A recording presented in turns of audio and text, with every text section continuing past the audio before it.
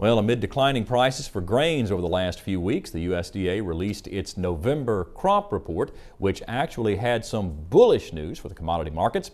However, prices continue to fall. In this week's Bottom Line, we'll find out why.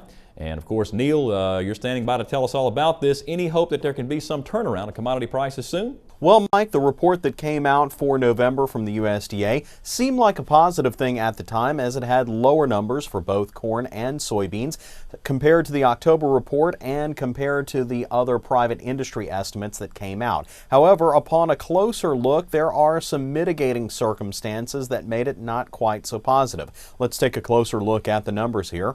Soybeans were down 17 million bushels from the October report to an overall production estimate of 2.92 billion bushels. However, due to a slowdown in demand, the overall carryout for 2008 will remain the same as exports are starting to level off.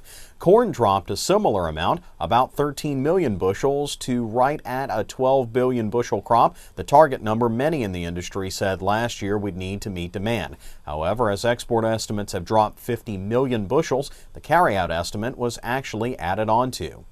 Now, the big factor right now is once again the outside markets. Over the summer, we talked about the inversely proportional relationship between oil and the dollar, meaning as that one rises, the other drops. As oil hit $150 over the summer, we had a weak dollar. As you can see, times have changed and oil has dropped nearly $100 per barrel since its summer highs, and the dollar is climbing. Meanwhile, commodity prices are in the tank. So the bottom line this week: ethanol was primarily pushing these farm commodity prices higher and higher.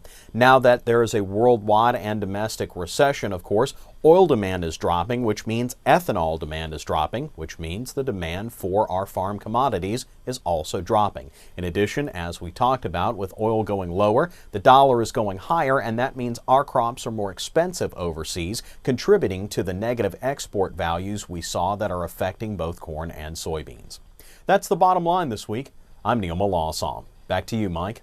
Thanks, Neil. And of course, to stay up to date with the latest farm news and commodity prices, you can listen to Neil's reports on the Louisiana Farm Bureau Radio Network. For a list of stations in your area, you can visit twilatv.org and we'll click you over.